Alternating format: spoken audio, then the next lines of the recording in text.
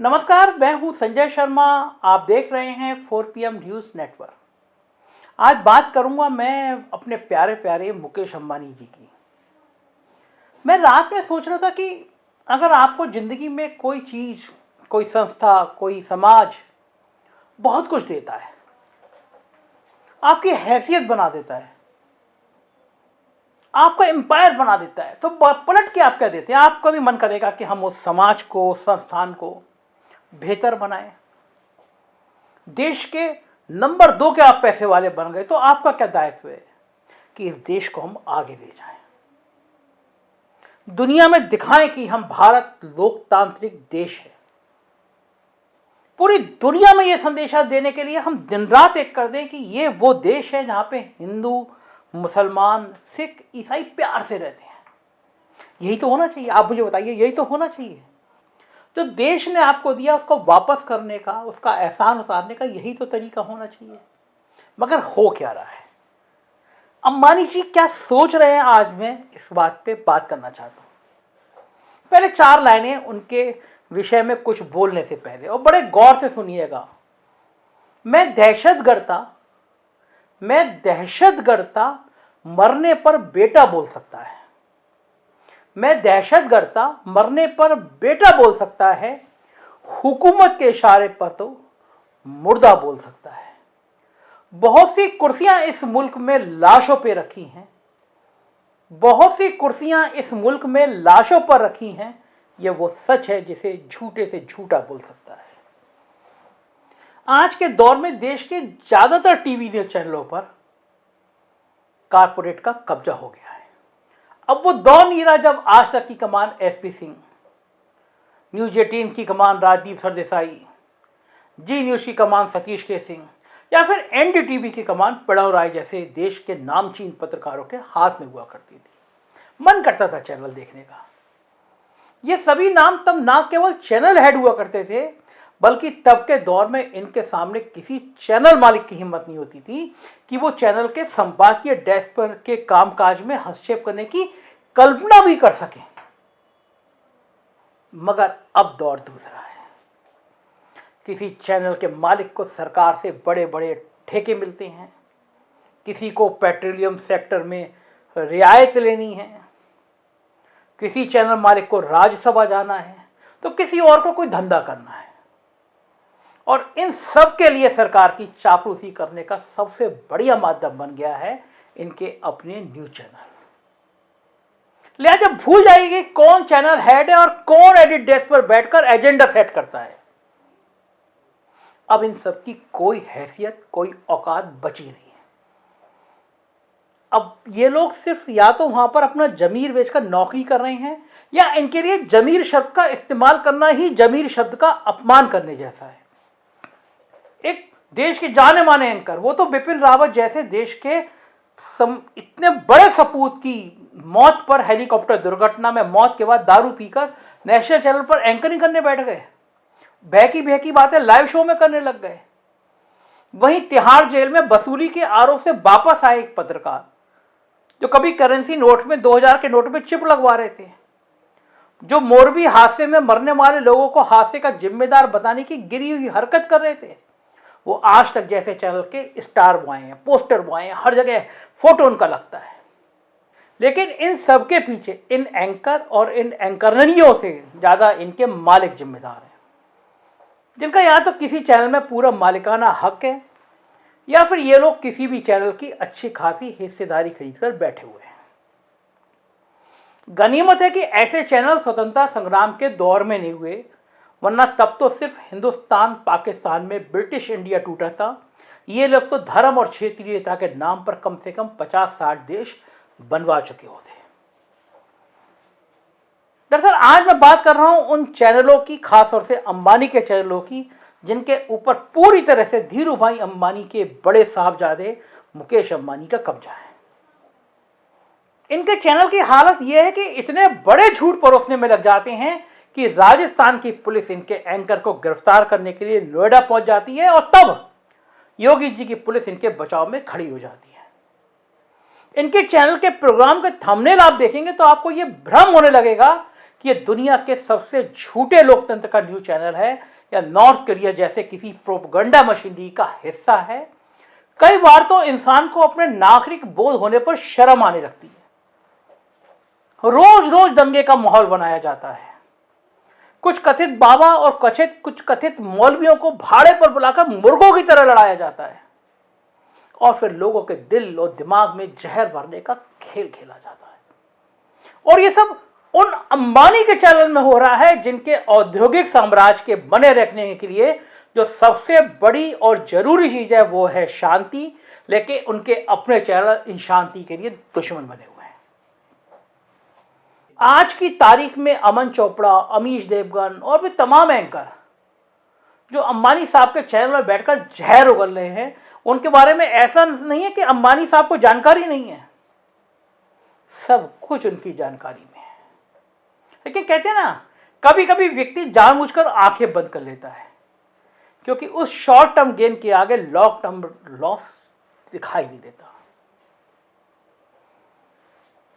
अब चूंकि देश का माहौल ही ऐसा बनता जा रहा है जिसमें कहीं ना कहीं ऐसा हो जाएगा कि अंबानियों के ऐसे बड़े बड़े कारपोरेट हाउस के खिलाफ आग उगलने वाली पार्टियां ही देश के लोगों के बीच पसंदीदा पार्टी ना बनने लगे। मैं इस बात इसलिए कह रहा हूं क्योंकि याद कीजिए, आपको 3 उदाहरण देता हूं, आपको समझ में आ जाएगा। ये 3 उदाहरण वो हैं जब किसी खास औद्योगिक घराने के खिलाफ बने माहौल ने उस औद्योगिक घराने के मंसूबे तोड़ दिए। तो मैं आपको बताता हूं, पीछे ले चलता हूं। याद करिए 1977 का वो दौर जब बंगाल में डालमिया ग्रुप और दूसरे उद्योगपतियों के खिलाफ बात करने वाली सीपीएम बंगालियों की ऐसी पसंद बनी जिसकी नीतियों ने डालमिया की बादशाहत खत्म कर दी। 80 के दशक में वीपी सिंह ने राजीव गांधी, धीरूभाई अंबानी और बच्चन बंधु अमिताभ और उनके भाई अमिताभ, इन तीनों से एक साथ लोहा लिया था। तीनों अपने अपने क्षेत्र के महारथी थे। महारथियों के चक्रव्यूह के बावजूद वीपी सिंह ने सबको रगड़ दिया था। धीरूभाई को तो रात रात भर जांच एजेंसियों के दफ्तर तब वित्त मंत्री वीपी सिंह के प्रकोप के कारण बिठा कर रखा गया था। ऐसे में कल्पना कीजिए यदि राजा माडा 5 साल प्रधानमंत्री की कुर्सी पर टिक जाते तो अंबानी परिवार का क्या होता। 2006 और 7 में इंडोनेशिया की सलीम ग्रुप के खिलाफ ममता बनर्जी ने नंदीग्राम में एक ऐसा आंदोलन छेड़ा कि सलीम ग्रुप को भारी घाटा उठाकर हिंदुस्तान छोड़ना पड़ा। इसके बाद इसी आंदोलन से उपजी ममता ने जब 2011 में राइटर्स बिल्डिंग में एंट्री मारी, उसके बाद तो सलीम ग्रुप ने दोबारा इंडिया में घुसने का सपना देखना ही छोड़ दिया।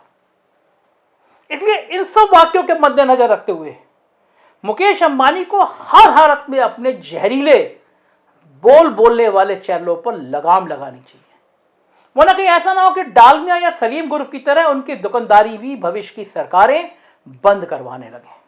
राहुल गांधी तो खुलकर बोलने लगे कि देश को अंबानी और अडानी की सरकार से निजात दिलाने की जरूरत है। शरद पवार, नितिन गडकरी वैसे भी मुकेश अंबानी के संबंध बेहतर नहीं रहे हैं। नीतीश, ममता, नवीन बाबू को उनकी जरूरत महसूस ही नहीं होती। केसीआर तो प्रधानमंत्री के साहूकार मित्रों से पहले ही परेशान है। ऐसे में उनके नफरती चैनलों की करतूतों से यदि जनता परेशान हो गई तो समझ लीजिए क्या होने वाला है। आपको याद होगा इनका चैनल जब किसान आंदोलन में किसानों को आतंकवादी, खालिस्तानी बता रहे थे तब क्या हुआ था पंजाब में? जियो के टावर उखाड़ दिए थे, जियो के स्टोर बंद करा दिए गए थे, पसीने आ गए थे। क्या अंबानी साहब को 1969 का वो दौर याद नहीं है जब कांग्रेस के युवा तुर्क चंद्रशेखर का बिरला बंधुओं के साथ झगड़ा कहां तक पहुंच गया था? ये झगड़ा तो यहां तक पहुंच गया था कि जैसे ही इंदिरा गांधी कमजोर पड़ी वैसे ही इन युवा तुर्कों ने देश के 14 प्राइवेट बैंकों को नेशनलाइज करवा लिया और उसमें बिरला का यूको बैंक भी नेशनलाइजेशन की भेंट चढ़ गया था। बाद में बिरला साहब अपनी खुन्नस उतारने के लिए चंद्रशेखर के खिलाफ यूपी से राज्यसभा चुनाव में उतर गए थे और वहां भी बुरी तरह मात खाए थे। ऐसे में अंबानी साहब को सोचना चाहिए कि उनके चैनलों के नफरत की खेती और किसी नेता की छवि को पप्पू बनाने का खेल इस मोड़ पर ना पहुंच जाए कि बिरला के इको बैंक की तरह अंबानी की जामनगर रिफाइनरी, जो दुनिया की सबसे बड़ी रिफाइनरी है, उसको नेशनलाइज करने के मुद्दे पर लोकसभा में चुनाव होने की नौबत पैदा हो जाए।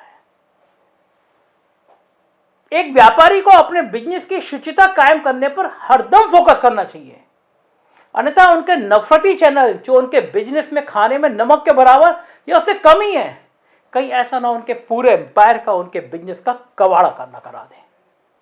अब आप सोचिए, एक तरफ तो उनके चैनल के एंकर दिन भर मुसलमानों के खिलाफ बोल रहे हैं, मुसलमानों के लिए भड़का रहे हैं, हिंदू मुसलमान का झगड़ा लगा रहे हैं, वहीं उनको अपने बेटे के लिए अगर घर खरीदना था तो वो दुबई जाते हैं जो मुस्लिम बाहुल इलाका है, वहां $80 मिलियन का महंगा घर खरीदते हैं, और ये भी हिंदुस्तान के लोगों की कमाई से उन्होंने घर खरीदा है।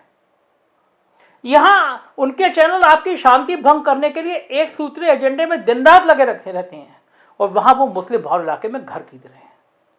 याद रखिए अंबानी साहब, देश के भीतर जो माहौल आपके चैनलों की वजह से बन रहा है उसमें सबसे ज्यादा नुकसान आपका ही होना है। मैं लिख कर दे रहा हूं ये बात। 26/11 के हमले की वजह से सिर्फ 2 दिन के लिए मुंबई स्टॉक एक्सचेंज बंद किया गया था, तब आपको हजारों करोड़ का लॉस उठाना, नुकसान उठाना पड़ गया था। लेकिन अब देश का जो स्थायी लॉस हो रहा है उसमें ना तो आपको एंटीरिया बचेगा और ना ही दुबई का महंगा आशियाना। मैं इसलिए कह रहा हूं, अब देश का माहौल ऐसा बनता जा रहा है कि जिसमें कहीं ऐसा ना हो जाए अंबानी जी कि आपके खिलाफ आग उगलने वाली पार्टी ही देश के लोगों के बीच पसंदीदा पार्टियां ना बन जाए। ये बहुत हैरानी वाली बड़ी बात है। इसलिए मैं कह रहा हूं अंबानी जी, इस देश ने बहुत दिया है आपको, प्यार दिया है, पैसा दिया है, शोहरत दी है, क्या फायदा मिलता है आपके चैनल में? ये जो एंकर बैठ के दिन भर नफरत की भाषा बोल रहे हैं, आपको क्या हासिल होगा? लोग भरोसा करते हैं, व्यापारियों पे भरोसा करते हैं। इसको मत खत्म होने दीजिए। ये मुल्क बचेगा तभी जब हिंदू, मुसलमान, सिख, ईसाई सब प्यार से रहेंगे। क्या 30 करोड़ की आबादी मुसलमानों की, क्या हम उनको सागर में फेंक आएंगे? इसी मुल्क में रहेगा, किसी की हैसियत नहीं है जो उनको इस मुल्क से निकाल दे। सभी का खून है इस मुल्क की मिट्टी में शामिल, किसी के बाप का हिंदुस्तान थोड़ी है। क्यों फैला रहे हैं इस नफरत को? प्यार की बात कहिए इन अपने एंकरों से, कहिए चैनल के अपने सीईओ से कि ये नफरत बंद करो, संदेश दो प्यार का। गांधी का देश है ये, बुद्ध का देश है ये। याद रखिए अंबानी जी, बड़े से बड़ा पूंजीपति, बड़े से बड़ा तानाशाह, उसकी कब्र पे दिया जलाने वाले लोग नहीं बचे। दिलों में प्यार होना चाहिए लोगों के लिए। मुझे उम्मीद है कि आप मेरी बात सुनेंगे, समझेंगे, नफरत का ये खेती, नफरत का ये कारोबार बंद करेंगे। शुक्रिया इस वीडियो को देखने के लिए। आपको लगता है कि उत्तर प्रदेश की खबरें देखनी हो तो हमारा दूसरा चैनल 4PM यूपी, बिहार की खबरें देखनी हो तो 4PM बिहार, और गुजरात की खबरें देखना हो तो 4PM गुजरात सब्सक्राइब करिएगा। धन्यवाद, थैंक यू।